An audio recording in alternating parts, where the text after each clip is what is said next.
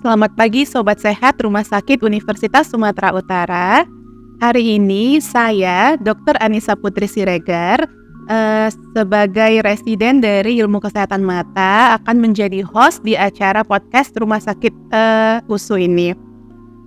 Untuk tema kita hari ini adalah kesehatan mata pada anak. Senang sekali saat ini sudah bergabung dengan kita Dr. Hajah Aryani Atiatul Amra, Magister Kedokteran Oftalmologi, Spesialis Mata Konsultan. Beliau merupakan staf Divisi Pediatrik Oftalmologi di Rumah Sakit Universitas Sumatera Utara. Selamat pagi, dokter. Selamat pagi, Dokter Putri. Selamat pagi, Sobat Sehat Rumah Sakit USU semua. Ya, dokter. Untuk kabarnya gimana, dokter? Sehat, Alhamdulillah, dokter? Kabar baik. Alhamdulillah, dokter. Terima kasih, dokter, sudah menyempatkan waktunya untuk di acara podcast RSUSU ini, dokter.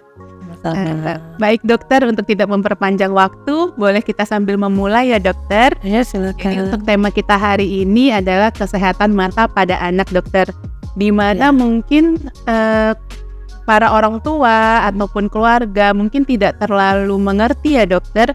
Untuk kesehatan mata pada anak sendiri itu kita menilainya bagaimana ya, dokter? Baik, terima kasih. Jadi sebenarnya kita tahu bahwa pemeriksaan kesehatan mata pada anak ini sangat penting sekali. Kenapa? Karena kita tahu bahwa seorang anak ini adalah merupakan cikal bakal dari kita semua, dari bangsa ini. Ya, masa depannya itu masih panjang.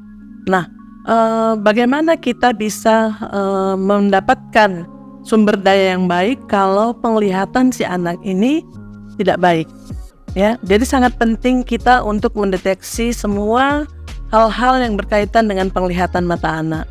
Kita tahu bahwa mata anak ini bukanlah mata orang dewasa yang dikecilkan.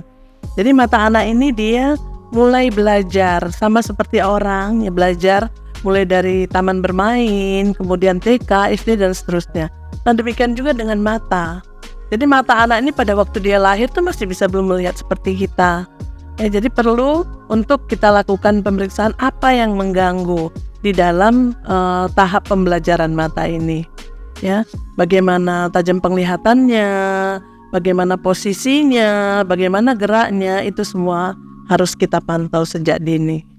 Baik, dokter. Tadi sangat menarik ya, dok. Jadi mata anak bukanlah orang dewasa yang dikecilkan ya, dok. Yeah. Artinya mata anak itu dia melewati proses pertumbuhan ya, dok. Iya. Nah, untuk perkembangannya sendiri nih, dok, kita kan biasa kalau misalnya orang tua, apalagi orang tua yang baru pertama kali mungkin mempunyai anak, itu kan begitu lahir fokusnya itu biasanya ke berat badan, kemudian status imunisasi dan gizinya, dok.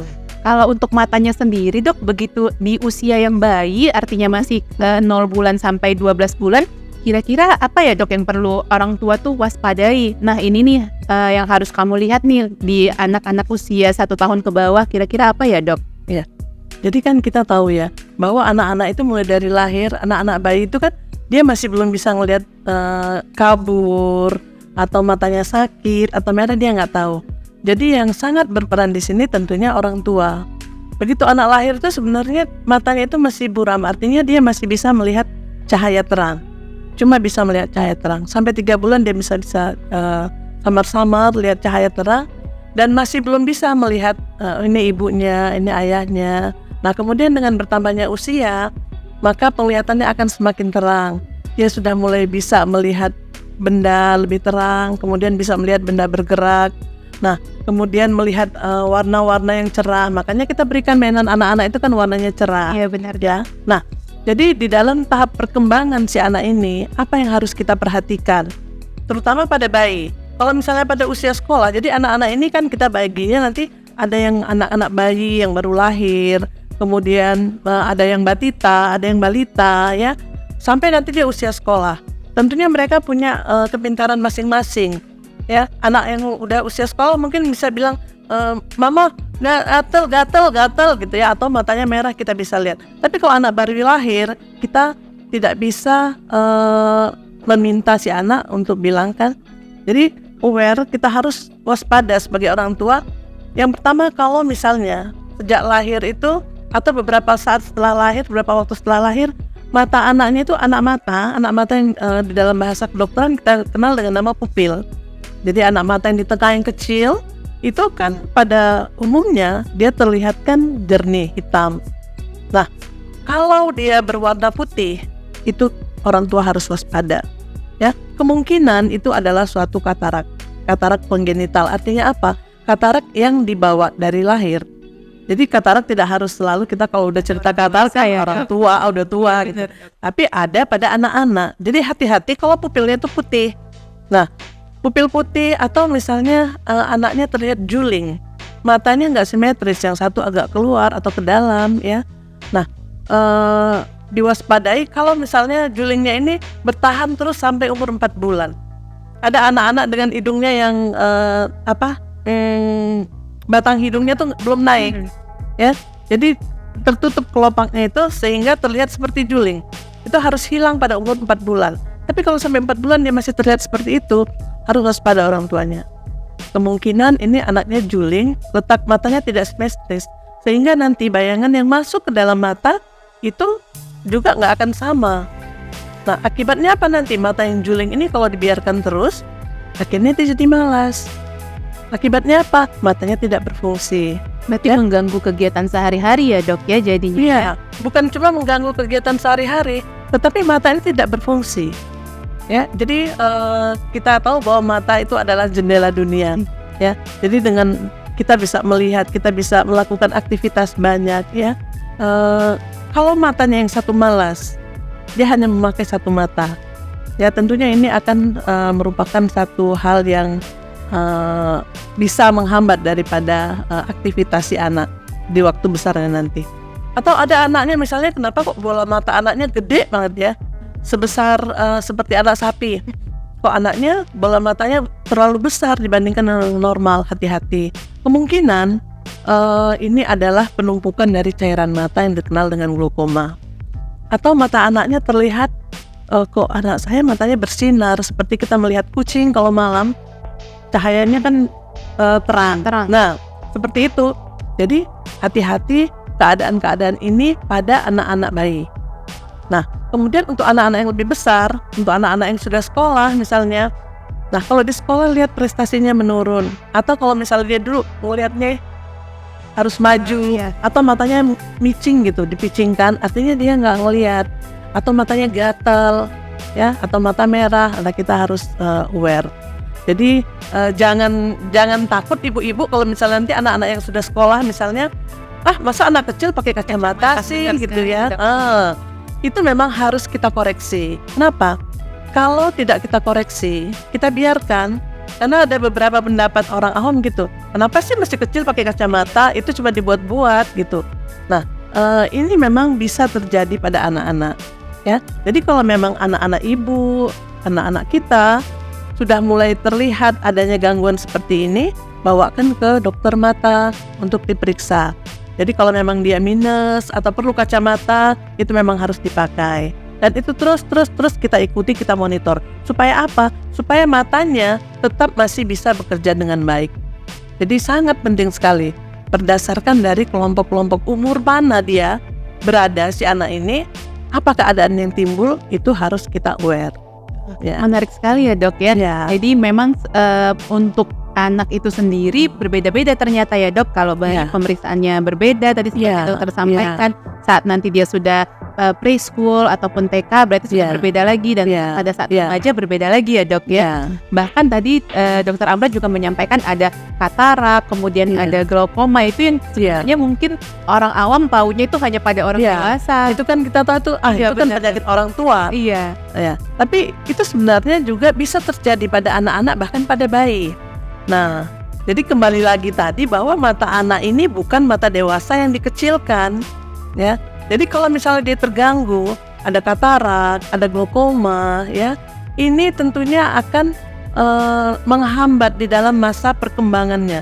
Karena ini mata si anak sedang belajar untuk bisa mencapai perkembangan seperti mata kita. Jadi mulai dia lahir dia nggak bisa ngelihat apa-apa, cuma bisa ngelihat ada terang, ada gelap. Terus belajar bisa ngelihat warna-warni, kemudian bisa ngelihat benda bergerak, bisa narik-narik kalung ibunya, ya. Itu proses. Nah, kalau proses ini kita hambat, artinya cahaya tidak kita biarkan masuk dengan baik, sehingga sekolahnya ini tidak berjalan dengan baik, maka visus si anak tidak akan bisa mencapai visus yang baik seperti yang kita harapkan. Iya, Ya, menarik ya dok ya. ya, Jadi ini sangat membuka wawasan kita sekali ya dok ya. Jadi kalau misalnya anak-anak itu pemeriksaannya juga ada bertahap dan itu Ya. bisa bukan hanya kosmetik berarti ya dok. Ya. Kayak misalnya katarak, itu kan ada putih, bukan hanya mengganggu penglihatan kita. Iya, Kayak, iya. oh ada putih anaknya Iya, di matanya, iya, gitu. iya. Tapi juga bisa mengganggu perkembangan dia di Iya. retina ya dok. Iya, ya. iya. Tadi dokter ada sebutkan visus ya dok ya, di mana kita tahu itu salah satu pemeriksaan di ilmu kesehatan mata ya dok ya.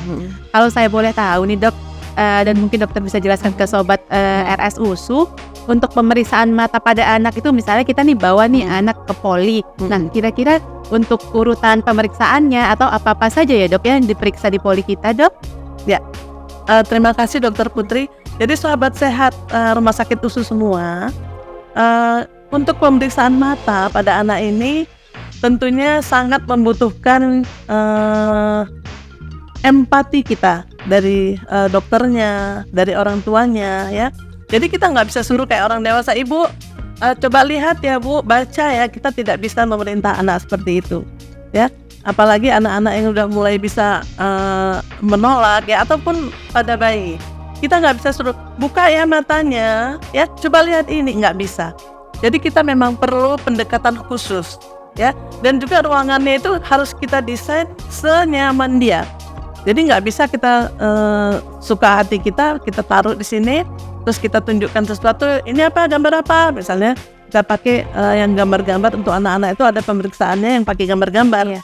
Nggak bisa kita bilang itu gambar apa, kita harapkan dia bilang itu kuda, mobil, enggak ya. Jadi kita harus seperti bermain dengan dia. Ayo sayang, kita bermain ya, kita lihat gambar ya. Nanti kalau dicap ini nanti dapat permen ya. Nah, jadi harus ada hal-hal seperti itu ya. Nah, jadi pemeriksaan visus pada anak ini berbeda dengan dewasa. Mungkin pada anak-anak yang lebih besar kita bisa juga memakai Snellen chart. Ya, ada gambar-gambar di situ, ada gambar mobil, ada gambar bola yang sesuai dengan minat anak-anak ini. Ya, tapi kita harus pendekatan dulu ke dia, pendekatan. Ayo sayang, kita lihat ya, ini ada gambar apa? Udah dekatkan. Nah, kita deal dulu. Itu mau gambar apa gitu? Ya, misalnya ada gambar orang naik kuda, ya kan? Kita bilang kuda, ya kan? Dia bilangnya mungkin yang lain. Jadi kita harus deal itu apa gitu. Oke, sekarang kita main ya. Terus adik dari sana lihat, coba nampak nggak gitu ya. Nah, itu untuk anak yang lebih besar. Nah, untuk anak-anak kecil mungkin kita bisa memakai permainan. Jadi kita tahu permainan anak-anak itu kan warna-warni. Iya, Nah, kita ikuti dia. Ayo, kita bunyi-bunyikan, terus kita lihat apakah ada respon dari si bayi. Apakah dia melihat, kita ayo, kita gini-gini kan mainannya, bunyi-bunyi ya. Terus ngelihat nggak? Kalau misalnya dia diam aja, kita gini kan lewat-lewat di depan matanya, dia diam, artinya dia nggak ngelihat. Nah, jadi sesuai dengan tahap perkembangannya. Kalau anak umur 3 bulan mungkin dia bisa mainan-mainan terang itu kita gini-gini, dia bisa gini ya. Nah, kalau misalnya dia lebih besar umur 6 bulan mungkin kan dia bisa ngambil-ngambil gitu. Jadi pemeriksaan anak itu banyak caranya, tapi tentunya dengan pendekatan. Nah, kemudian ada juga yang memakai simbol-simbol. Jadi kita seperti bermain, ada simbol misalnya leakat yang dipakai di poli, misalnya ada gambar-gambar. Nah, gambar itu akan kita tunjukkan, tentunya dengan didampingi dengan orang tua. Nah, kemudian sambil dia melihat itu, kita juga melihat matanya itu bergerak nggak? Nggak bisa kita lihat pergerakan matanya sama seperti kita memeriksa orang dewasa. Ya, dok. Ikuti ya bu, tangan saya, dia akan mengikuti matanya bergerak. Anak-anak enggak. Jadi kita kasih mainan, kita permainkan, kita perhatikan sambil kita perhatikan. Matanya bergerak normal enggak? Nah, seperti itu. Terus sambil kita sentet, ayo kita main sentet. Nah, di situ tuh melihat posisi matanya gimana? Sejajar atau memang lari? Nah, Benar sekali Ya. dok ya. Jadi memang ada tekniknya. ya, jadi kita kalau kita memeriksa anak itu memang kita harus pendekatan dahulu ya Iya. dok ke anaknya. Kalau nggak dia nangis, Iya, benar. Atau Kalau nggak dia langsung tutup Iya. mata. Nangis dia gini, udah kita nggak bisa ngapa-ngapain lagi, ya. Iya benar dok. Jadi memang seperti yang kita dilakukan di poli ya dok ya. Iya. Jadi pada saat Dokter Amra ataupun mengajak kami untuk memeriksa, itu memang harus ada pendekatan dulu ke pasien dan juga keluarga pasien ya, Dok, ya. Artinya kita minta dulu supaya anaknya nyaman dengan kita. Terus matanya langsung ditutup ya, Dok. Dia nggak akan mau. Kalau anak udah nggak mau, udah. Apalagi anak-anak dengan amblyopia, kita mau periksa tuh matanya yang sakit, kita tutup matanya yang sehat itu.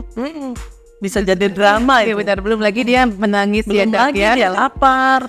Jadi waktunya untuk anak-anak ini memang nggak bisa kita prediksi. Orang dewasa mungkin sebentar bisa selesai. Anak-anak kita tidak bisa prediksi. Jadi harus kita benar-benar dengan empati, dengan pendekatan, dengan kasih sayang, dan dengan suasana yang nyaman. Benar sekali, Dok. Jadi untuk orang tua, sobat dari RSUSU yang ingin memeriksakan mungkin mata anaknya ke RSUSU, jadi sudah dipastikan bahwa orang tuanya juga sudah harus sabar ya, Dok, ya. Karena kan nanti pendekatan dulu dengan dokternya, kemudian beberapa step pemeriksaan, dan juga nanti pastinya akan dijelaskan secara profesional dari pihak rumah sakit USU. Nah, ini, Dok, saat ini mungkin menarik tentang seperti tumor ya, Dok, ya. Kalau pada anak-anak itu apakah juga ada, Dok, tumor pada mata anak, Dok? Ada. Jadi tumor pada mata anak ini memang kalau yang bawaan lahir ya, itu memang sangat jarang, tapi ada. Dan yang paling aware kita itu ada namanya retinoblastoma. Itu ada tumor ganas yang dari retina ya.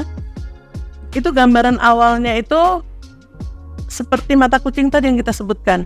Jadi anak matanya itu, pupilnya yang di tengah itu, dia terlihat berkilat. Kalau kita ngelihat kucing pas kita lewat malam itu kan matanya ya berkilat. Nah seperti itulah matanya. Nah jadi kadang-kadang orang tua cuma ngeliat kok matanya seperti kucing, tapi keluhan lainnya nggak ada, cuman itu aja. Padahal itu adalah tanda yang paling awal dari apa yang disebut dengan retinoblastoma, kanker ganas pada mata. Nah kanker ganas pada mata retinoblastoma ini akibatnya sebenarnya sangat fatal, terutama pada anak-anak yang kurang gizi. Tetapi pada anak-anak yang gizinya baik, tumor ini, kanker ini bisa diserap, ya, bisa resorpsi, bisa regresi, artinya dia bisa hilang, ya, tetapi dengan gizi yang memang baik. Tapi kadang-kadang yang datang ini adalah dengan gizi yang buruk, ya. Kalau gizinya sudah buruk, kemudian matanya nanti akan menonjol keluar, kemudian akan menyebar kemana-mana, dan akhirnya akan mengakibatkan kematian. Ya, jadi harus aware orang tua kalau ada anaknya seperti mata kucing, kemudian tiba-tiba juling atau tiba-tiba merah matanya, tanpa sebab matanya merah. Yang tidak kita ketahui kok merah ya, mata anak bayi ya, ini anak-anak bayi umur-umur 2 tahun itu, tidak pada anak yang lebih besar, biasanya pada umur-umur segitu ya, sampai 2-3 tahun itu hati-hati pada sobat sehat semua. Kalau ada anak-anak yang di umur segitu matanya terlihat seperti mata kucing, terus kemudian tiba-tiba juling, ya, tiba-tiba merah, ya, itu adalah tanda awal dari adanya tumor ganas yang disebut dengan retinoblastoma, ya. Jadi sangat aware lah, jangan sampai nanti matanya jadi menonjol. Jadi kalau masih mata kucing itu masih kita bisa obati, ya paling ini bisa kita buang matanya yang itu, supaya dia tidak menyebar lagi ke tempat yang lain. Dia bisa mengancam kejiwaan ya, dia bisa mengancam kehidupan. Ya, jadi harus benar-benar kita berikan penjelasan. Kemudian juga orang tua juga memang harus aware hal-hal yang seperti ini. Terima kasih ya, Dok. Jadi memang dari mata itu sendiri kita dia bisa mengancam kejiwaan. Artinya kalau anak-anak ada keluhan, janganlah takut untuk periksa ke dokter mata ya, Dok. Nah, pada anak-anak kan kadang-kadang nggak ada keluhan, tapi sebagai orang tua memang kita harus melihat mata anaknya itu akan terlihat gitu. Jadi kalau ada yang lain dari yang normal itu kan matanya putih, ya, artinya putih, matanya itu putih, skleranya putih, kemudian matanya jernih, ya. Intinya mata anak itu harus jernih, ya. Jadi yang di tengah-tengah anak mata itu hitam, jernih. Kalau dia sudah putih, nah itu artinya ada sesuatu yang tidak beres. Atau matanya bergoyang-goyang, ya, itu nggak beres, ada sesuatu. Atau mata anaknya juling, atau matanya nggak bisa ngelihat ke kiri, kanan, atas, bawah, itu ada hambatan. Nah, itu yang harus diperhatikan. Anak mungkin nggak bilang, tapi orang tua, harus. keluarga harus aware hal-hal seperti ini. Iya. Tuh. Terima kasih ya dok ya. Sama-sama. Jadi Sobat USU, tadi sudah dipaparkan beberapa penyakit-penyakit yang mungkin kita harus hati-hati, kita harus lihat sendiri, lalu kita akan bawa ke dokter mata kesayangan kalian. Baik dokter, ini ada pertanyaan yang kita tampilkan di Instagram dokter. Ya. Jadi ini pertanyaan pertama, itu ada tips menjaga mata anak terhindar dari minus dan silinder dong dok, terima kasih. Ya, terima kasih Sobat Sehat Rumah Sakit USU. Jadi kita kalau bicara mata minus pada anak, bagaimana cara mengantisipasinya? Ya, minusnya itu sendiri kita nggak bisa, kadang-kadang kita nggak bisa protect ya dari orang tuanya, mungkin memang sudah ada keturunan minusnya ya. Tapi bagaimana kita menjaga agar mata anak ini tetap, walaupun dia misalnya minus, tetap dalam kondisi dalam tanda kutip sehat ya. Apa yang harus kita jaga? Apalagi di era sekarang, semuanya pakai gadget, semuanya pakai pakai komputer, ya, Elektronik semuanya elektronik semuanya. Jadi mau tidak mau kita nggak bisa menghindar, ya kan? Nggak bisa kalau jangan main gadget aja, nggak bisa. Karena dia sebagian besar memang sekolah juga mulai paperless, ya, semuanya pakai itu. Nah, bagaimana caranya? Kita mengenal ada green time, ada screen time, ya. Jadi sebenarnya ada waktunya 20-20-20, ya kan? Jadi setelah 20 menit dia bekerja dengan jarak 20 cm, ya, maka dia harus istirahat, melihat sejauh-jauhnya selama 5 menit, ya. Nah, jadi penerangan yang dia pakai itu harus cukup. Ya, penerangan jangan dia gelap-gelap sambil tiduran, jarak bacanya sambil tidur. Nah, ini akan membuat mata berakomodasi dengan kuat. Ya, kita tahu bahwa seorang anak ini mempunyai daya akomodasi yang sangat kuat sekali. Dia bisa melihat dekat dari jarak ini sambil nulis, sambil menggambar, ya, yang kita nggak sanggup. Karena semakin tua kita, akomodasinya semakin menurun. Nah, jangan kita biarkan ini si anak dalam kondisi seperti ini. Ya, jadi tetap kita perhatikan bagaimana jarak bacanya, bagaimana penerangannya, berapa lama dia sudah bekerja, itu tetap harus kita perhatikan. Itu adalah salah satu antisipasi kita sebagai orang tua, ya, ataupun gurunya dalam menjaga kesehatan mata anak. Nah, kemudian kalau di kelas juga, anak yang biasanya duduk di depan karena badannya gede, taruh di belakang terus. Iya, benar. Yang kecil taruh di depan terus, ya. Nah, sebaiknya posisi anak ini selalu diganti. Jadi nanti yang di sini taruh di tengah-tengah, di depan, jadi terus dia berganti. Sehingga akomodasinya itu juga tidak terus-terusan dia Harus melihat terlalu jauh ya, Dok, ya. Iya, jadi harus itu. Jadi itulah salah satu caranya. Nah, di luar jam sekolahnya, ya, usahakan si anak ini untuk bisa bermain outdoor, main bola, ya, main kejar-kejaran atau main apalah dia dengan teman-temannya. Itu akan sangat membantu di dalam mengantisipasi keadaan matanya. Jadi di negara-negara maju juga penelitian untuk ini terus dilakukan, dan itu dilakukan di negara-negara maju termasuk Singapura juga. Contohnya yang paling dekat ke kita, mereka sekarang sekolahnya juga dibikin sekolahnya di outdoor gitu, walaupun tetap memakai gadget, ya. Ya, karena kalau gadget ini rasanya kita nggak mungkin ngelarang anak kita untuk tidak memakai gadget, ya, karena Dok, ya. memang sekarang udah dunianya dunia gadget. Semuanya kalau dia nggak pakai gadget justru dia jadi aneh, ketinggalan, ya. Kita tetap mengikuti zaman, tetapi ada caranya, Pak. Iya, harus kita jaga. Artinya orang tua tetap harus selalu memantau. Iya. Jadi kita nggak bisa kasih tahu anak kamu harus begini nggak boleh ya, Dok, ya. Iya, Orang tua tetap harus memantau. Sekolah juga kita harus bekerja sama, ya, Dok. Iya. Dan berarti kalau misalnya memang sudah ada minus, nggak boleh takut pakai kacamata, kan, Dok? Itu yang harus kita ingatkan. Jangan kita menganggap anak kecil kok masih kecil udah pakai kacamata, ya. Jadi kacamata itu bukan hal yang memalukan, ya, ataupun bukan suatu disabilitas, ya.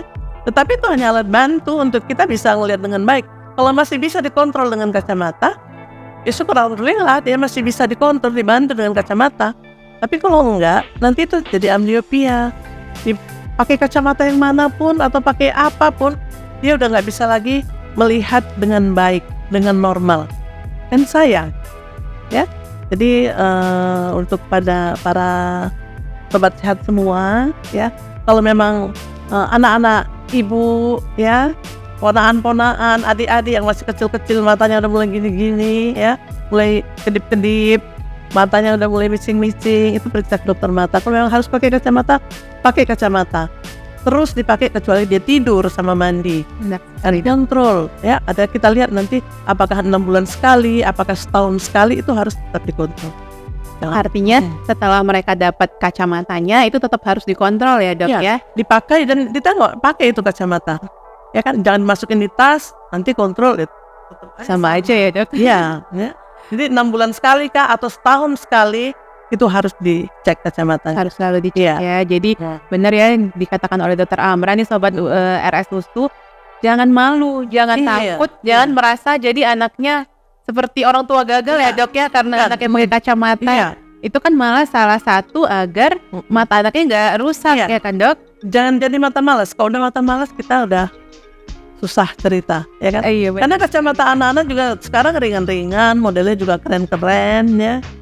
Dan itu sudah bisa menjadi style sebenarnya ya. Jadi nggak perlu malu untuk sobat RS Usu membawakan anaknya ke dokter mata, diperiksa dan apabila memang perlu pakai kacamata, maka gunakanlah kacamatanya ya kan dok? Iya benar sekali. Baik sobat RS Usu, terima kasih kami ucapkan kepada dokter Amra untuk waktunya, untuk ilmunya dan juga sharing pengalamannya dalam menangani kasus-kasus mata anak ya dok ya. Jadi untuk sobat RS Usu ingat bahwa pemeriksaan mata anak itu dimulai dari rumah. Jadi dari orang tuanya, kemudian orang tuanya harus menilai dahulu ya dok ya. Kemudian karena kan orang tuanya yang tahu tuh. Ya, dan beliau yang selalu bersama dengan anak-anaknya.